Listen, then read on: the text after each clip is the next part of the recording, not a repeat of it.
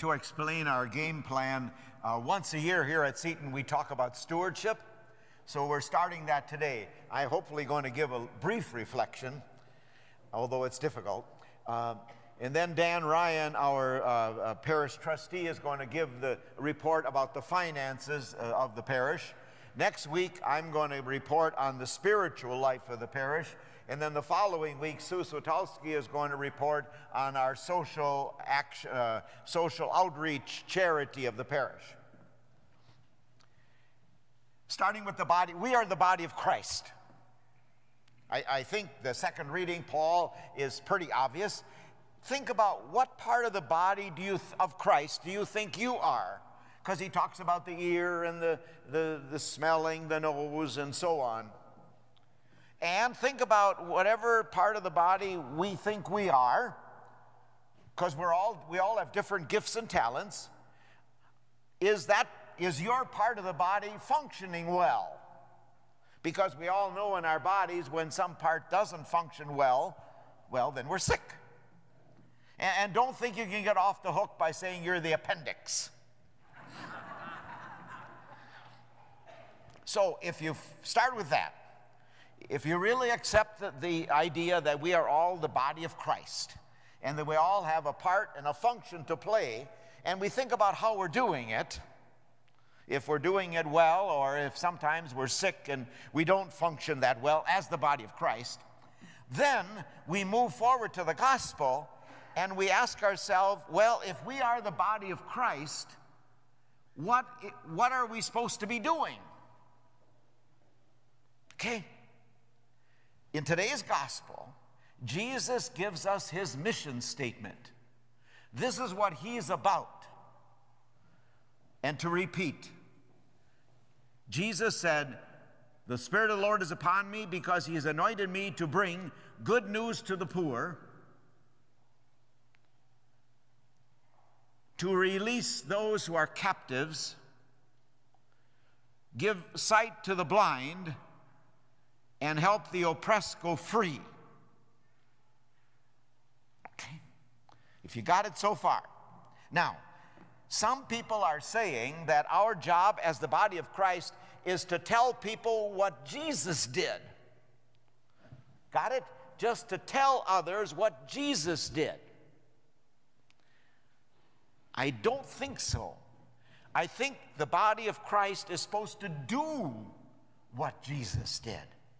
Not just to talk about it, not just to tell others about it, but to do it. And that's why I think we've gotten the message backwards. Down in the office, I have a book called the Book of Noodles. Noodle is an idea, little wisdom saying. And the one I often think about is the writer puts down, how did things get so backwards? Consider the military. Generals and privates. Who is more private than a general? And who is more general than a private? I just wonder if in the church, if we've gotten things backwards. Just think about the way we were raised. It's not our fault. Think about the way we were trained. What were you trained to do as a follower of Jesus? Was it not to save your soul? And how do you do that? Well, what was stressed? Prayer, avoid sin, and if you can't, go to confession, go to Mass as a simplification. In the mission statement that Jesus gave in the synagogue, did he say any of that? No. He didn't say any of that. He said, go out and help the poor. Release those who are captives. Give sight to the blind. Help the oppressed. That's the mission statement. And I said before, our goal is not to save our souls, primarily, because that's very selfish. We're here to be the body of Christ, and through that action, we save our souls. Now, don't get me wrong. Prayer and avoiding sin and confession are all important. But they're important because they enable us to do what Jesus did. So as the body of Christ, Think about whatever part you play. Are you helping the poor? Are you helping those who are oppressed in the world today? And you can figure out who the oppressed are. Who are the blind? And who are those who are captive, excluded? Don't just tell others about Jesus. We show others what Jesus is all about. Dan? The first sacrament I received took place in a garage. And that's not some local turn of phrase from my hometown for the area around a baptismal font. Rather, the parish my parents belonged to, they were building the worshiping space, and therefore weekend masses were held in a junior high school cafeteria, and baptisms took place at the church rectory in a garage.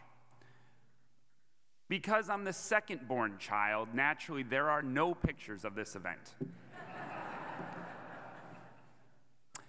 Thus, I like to imagine my aunts, uncles, and grandparents standing amongst the rakes, the shovels, and the gardening tools. In the gospel 2 weeks ago, we heard that at Jesus' baptism, a dove descended. At mine, an oil-leaking lawnmower made an appearance.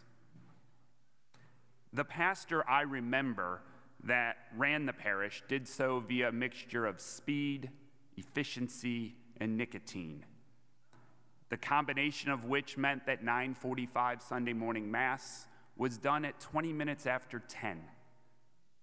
It wasn't until we went to other parishes that I realized that you were allowed to sing more than the first verse of any song, that most homilies last longer than 4 to 5 minutes, and that the creed is not typically said in the time it takes for the priest to walk from here back to his chair.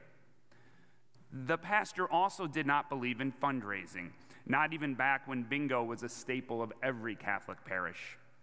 Instead, he relied on multiple appeals to parishioners several times throughout the year. He would reduce his sermon by 30 seconds, explain the need, and then he, to quote him, would say, "Be as generous as possible next week when writing your check." As a parish trustee and a member of the finance committee, I marvel at this approach. It's not one we take here. We make an appeal only once a year, a financial appeal only once a year, this weekend, and I'm also told that no one writes a check anymore every week. Over 200 families use automatic withdrawals from their bank account and to donate, and a growing number of families go onto our new fantastic website in order to donate via credit card. While Seton does pay a small finance fee for the ability to pay by credit, we know this allows you to gain perks as well. So the more you give to the parish, the quicker you accrue airline miles, hotel points, and you can leave this place in this weather. This has always been a very generous parish and has a reputation for being so. That's why I'm in the odd position to state that donations to the church are down 5%. There can be many reasons why we're down 5%, and we're wondering the impact of changes in the tax law on giving. The need, though, has not changed. The parish still relies on the offertory contributions to help fund staff salaries, maintain the building and grounds, and provide the programs that help make Seton the very special place that we all know and have come to love. No matter what method you use to financially support the parish, after prayerfully considering how you might adjust your contributions to help us overcome that 5%, please don't simply forget about the other aspects that Seton asks of all of us, and that is, how will you offer your time and your talents? For some, this can be harder to come by, but these donations are no less important. There are many that want to help, but don't know how to go about doing so. Therefore, this year, the parish is putting together opportunities where we will be going out into the community to assist. These will often be at places where parishioners are already donating their time and their talents. And Seton wants to provide additional support, including in some instances offering transportation to these events. Our first parish outing will be on March 28th to Notre Dame Elementary School for a tour and to pray Mass with the students. Please look for this and other opportunities in the parish bulletin and consider which one you might attend. And as I look around, I see many faces of people who are saying, "But Dan, I already donate my time." And you are correct, and we are very appreciative of that. For these individuals, a very simple request. This year, please invite someone to come with you as you donate your time. Perhaps it's someone that you see each week at Mass, or perhaps you only see when you change up your Mass schedule. Volunteering together would allow you to see him or her again. Most people are willing to volunteer if only they are asked. And in fact, that's how many originally started their volunteering journey.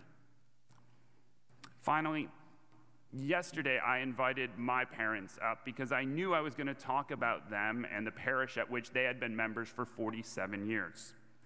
It was at this time I saw my father pointing to his watch. So, in the first week of February, a stewardship packet will appear in your mailbox. As always, don't throw it out. To borrow from that priest from many years ago, I ask you to be as generous as possible when completing the forms on how you will donate your time, your talent, and your treasure. And thank you. Thank you for all the gifts that you give to Seton that help make it what it is today and what it will be tomorrow. Thank you for watching this week's homily here at St. Elizabeth Ann Seton. We invite you to join us for liturgy any weekend that you might be in the area. You can contact us at mysaintelizabeth.com or on Facebook. Thank you very much.